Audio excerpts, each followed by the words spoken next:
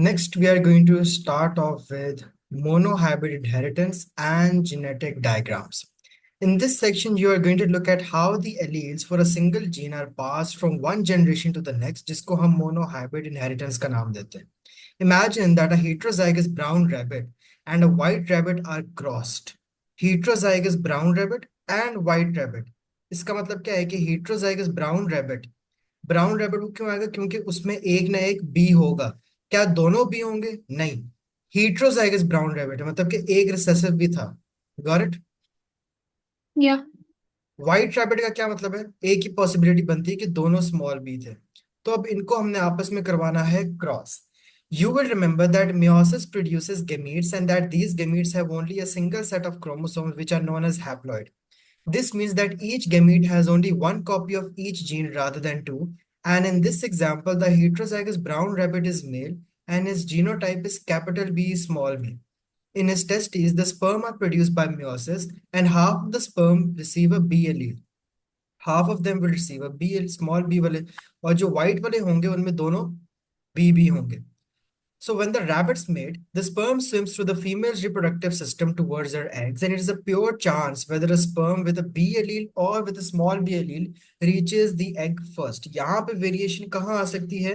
जो हमने third type पढ़ी थी, the random fusion of gametes. कि कौन सा वाला स्पर्म कौन सा एग के साथ, एग तो एक रिलीज होता है फीमेल में, तो कौन सा वाला स्पर्म सेल आपके पास जाके फ्यूज करके फर्टिलाइज करेगा. So you would therefore expect roughly half of the offspring to be capital B small b and half of them to be small b small b. अभी हम कैसे find out करते हैं? You are going to cross a heterozygous brown coat with a white coat. White coat तो जाहिर सी बात है homozygous recessive ही होगा. ब्राउन वाले की दो टाइप्स होती हैं, या होमोजाइगस ब्राउन या heterozygous ब्राउन. दोनों दिखा ये ब्राउन ही रहे हैं. अब इनको जब मैं क्रॉस करूंगा, ये बी इस बी के साथ एक कैपिटल क्या बना देगा? इसको यहाँ पे मैं करके दिखा देता हूँ. ठीक है. This B makes capital B small B makes small B. फिर अ, अगर आप कैपिटल बी को इससे करो और इसको पहले वाले के साथ करो, तब भी आपके पास यही पॉसिबिलिटीज बनती हैं. ये याद है ना आईजीसीएसई ओ लेवल का? जी, पायलट square. Good, exactly, Punnett square. ठीक है, तो इसको हम यहाँ से मुझे पता लग रहा है कि जो 50% थे वो मेरे पास आए heterozygous ब्राउन और 50% मेरे पास आए white. This is what we have here. Now consider what will happen if two heterozygous rabbits are crossed. अगर दोनों heterozygous rabbits को आप क्रॉस करो तो क्या क्या पॉसिबिलिटीज बनेंगी? वहां पे आपके पास एक पॉसिबिलिटी बनेगी 1:2:1. मतलब कि 3:1 में तीन ब्राउन होंगे और एक वाइट होगा. क्यों? एक बनेगी पॉसिबिलिटी कैपिटल बी, दूसरी कैपिटल बी स्मॉल बी, तीसरी भी कैपिटल बी स्मॉल बी. ये तीनों क्या दिखा रहे हैं? ब्राउन. एक उनमें से जब डोमिनेंट। और ये रिएक्ट करेंगे तो वो व्हाइट कोट आपको प्रोड्यूस करेंगे. तो याद रखें कि इन मोनोहाइब्रिड इनहेरिटेंस जब दो heterozygous species are mixed, ratio हमेशा 3:1 का आपके पास बनता है. That would be your predicted offspring. And there are several important things to notice and remember about these genetic diagrams as well, that they always show the complete genetic diagram, include the headings on the left hand side, and this will also make clear कि आप किसको क्या donate कर रहे हो. तो या आप लेबलिंग कर लो, या आप ये पनेट स्क्वायर वाला टेबल बना लो, whatever you are good at. या फिर आप ये वाला गंद भी कर सकते हो जो मैंने कि ये भी एग्जामिनर एक्सेप्ट कर लेता, लेकिन थोड़ा नीटली. जैसे कि बी बी बी बी, थोड़ा सा नीट के ये इसके साथ कर रहे हैं और फिर यही वाला इसके साथ कर. ये वाला काम अगर आप नीट शो कर सकते हो, जो मैं बिल्कुल नहीं कर सकता, तब you can use this one as well. Otherwise Punnett square table is the best one that you can think of. So the grid that is drawn part way through the genetic diagram, that is known as a Punnett square. Genetic diagram ये है जो मैंने बनाई है crosses के साथ. Punnett square ये table है जो I would recommend you should make, as you already know about it as well. So in the parental gametes line, you are showing the different types of gamete that each parent can produce. If the parent is homozygous, as for the white parent in the first genetic diagram, there is only one type of gamete that can be produced. So you need to only show this one type. There is no need to write down small b, because if you do that वो आपके लिए और complicate हो जाएगी. You can just draw simple crosses और वो आप show कर लो. You will be used to expected to show which phenotype is associated with which genotype. ये सारी कोई बेसिक्स है, कोई बात नहीं. आप एक दफा ये की बता देना ना, कि इस जीनोटाइप का ये फिनोटाइप है, इस जीनोटाइप का ये फिनोटाइप है, इसका ये जीनोटाइप, ये फिनोटाइप, साथ ही उन्होंने टेबल के अंदर लिखा हुआ है। सो इस टेबल को देख लो बस, आगे की इंफॉर्मेशन सारी एम ही है कि कैसे बनाने, ये पढ़ने की सारी जरूरत नहीं है। Got it? Yeah. You should just know कि ये टेबल आपके पास किस तरह से बना हुआ है। If two homozygous individuals are crossed, capital B brown, small B white, तब आपके पास क्या बनेगा? ठीक है, the offspring are known as F1 generation. F1 generation होती है उनके पहले पहले ऑफस्प्रिंग, जैसे बी के साथ, बी के साथ, फिर बी के साथ, बी के साथ, तो सारे क्या बनेंगे, चार के चार आपके पास क्या बन जाएंगे, capital B small B. We call this the F1 generation. F2 generation जो होती है ना, F2 जनरेशन क्या होगी, जब आप इन्हीं चार बीज को आपस में जब करवाओगे ना, तब वो ये वाला सिलसिला हो जाएगा। क्योंकि ये जो कैपिटल बी स्मॉल बी कहाँ पे बने थे आपके पास, फ्रॉम द F1 जनरेशन। और अब F1 जनरेशन को ही F1 जनरेशन के साथ रिएक्ट करवाओगे ना, तो आपके पास F2 जनरेशन बनेगी। Got it? Okay. So basically the parents were these. F1 generation ने सारे आपको दे दिए ये वाले, और अब F2 में ही आप इसी जनरेशन को अपने साथ ही वो करवाओगे मेट, तो फिर आपके पास वो आ जाएगा 3:1। Clear? Yeah. So you will probably have noticed by now that if an individual shows the recessive phenotype, it must be a homozygous of the recessive allele. A white rabbit always has the genotype BB. However, the genotype of a brown rabbit is unknown. वो capital B small B भी हो सकता है, capital B भी हो सकता है। तो ये चीजें हम एक टेस्ट क्रॉस देख के हम बना लेते हैं। F1 generation is the offspring resulting from the cross between individuals with a homozygous recessive and a homozygous dominant genotype, whereas the F2 generation is the offspring that is resulting from a cross between two F1 individuals, and a test cross is the genetic cross in which an organism showing the dominant characteristic is crossed with a homozygous recessive organism. The phenotypes of the offspring can indicate whether the original organism is homozygous or heterozygous. Got it? Yeah. Sex linkages क्या होता है? Can you tell me what did I tell you yesterday about the 23rd chromosome that determines the gender? Can you tell me something about it? Wait, it can be are you referring to it being autosomal? No, wait, no, no, no. There is an autosomal sex linkage, and then there's wait, well, let me remember. अभी सिर्फ मुझे ये One बताएं, second. कल मैंने 23rd chromosome के बारे में क्या बात बताई थी? Remember. The 23rd chromosome determines the gender. एक फीमेल क्या होती है, XX, एक मेल XX क्या and होता है, XY, and then okay, X yeah, I Y remember. हाँ Got जी, it. ये Yeah. कहानी है जो मैंने पूछी। ठीक है, फीमेल ने तो हमेशा एक्स ही देना है। ठीक है, मतलब मदर से हमेशा एक्स आएगा।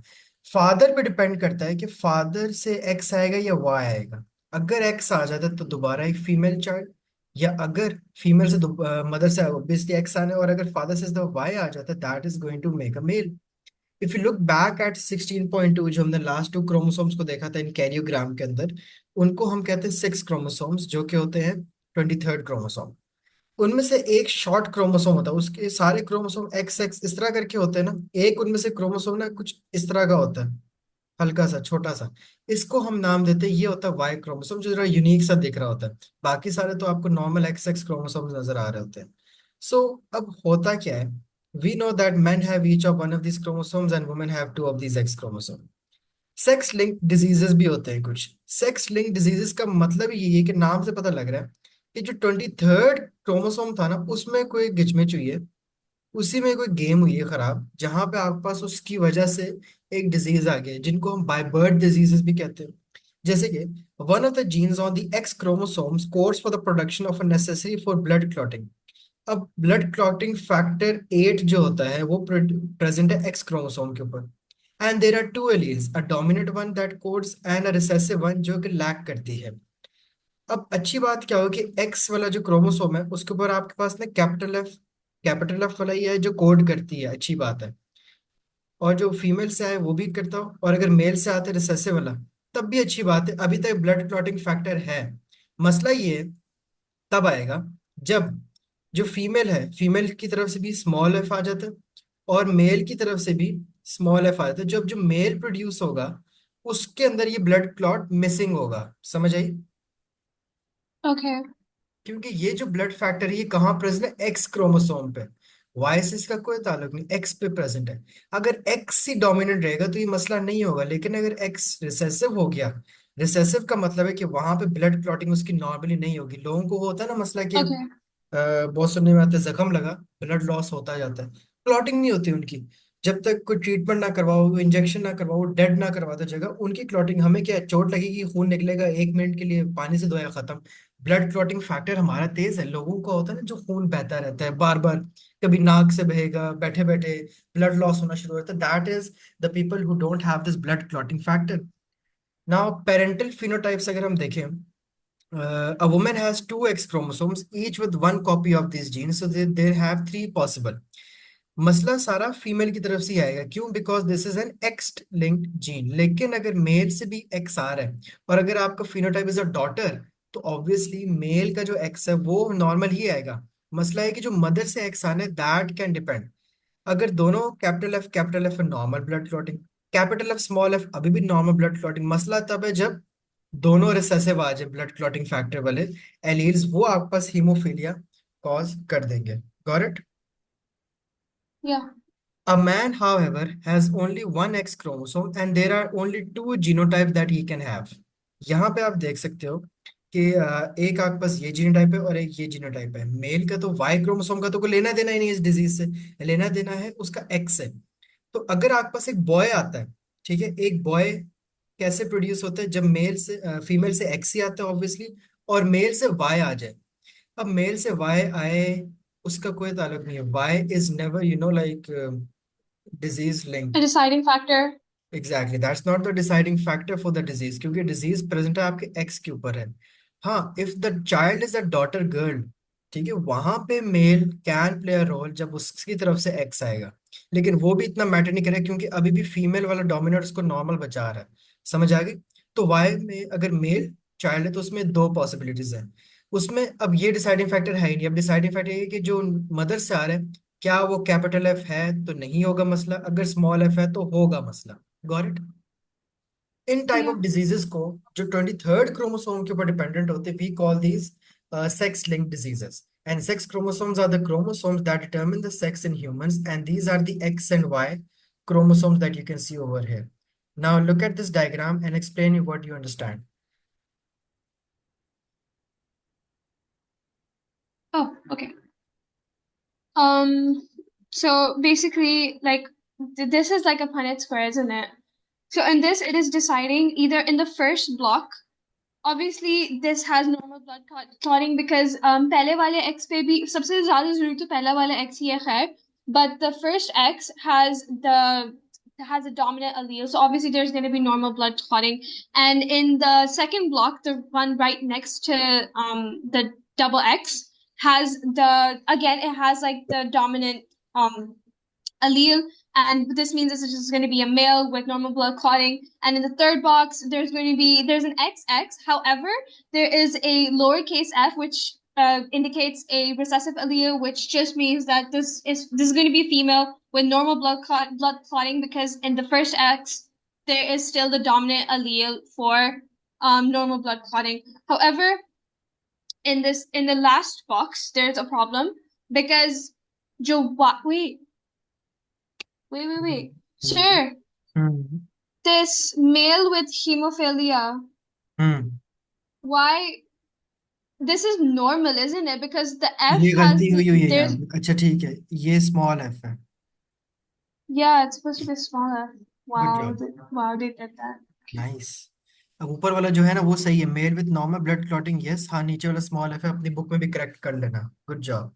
ये देखो एक्स एफ Yeah. और वाई मिलके स्मॉल एफ वाई बनाएंगे, ठीक है। गुड है।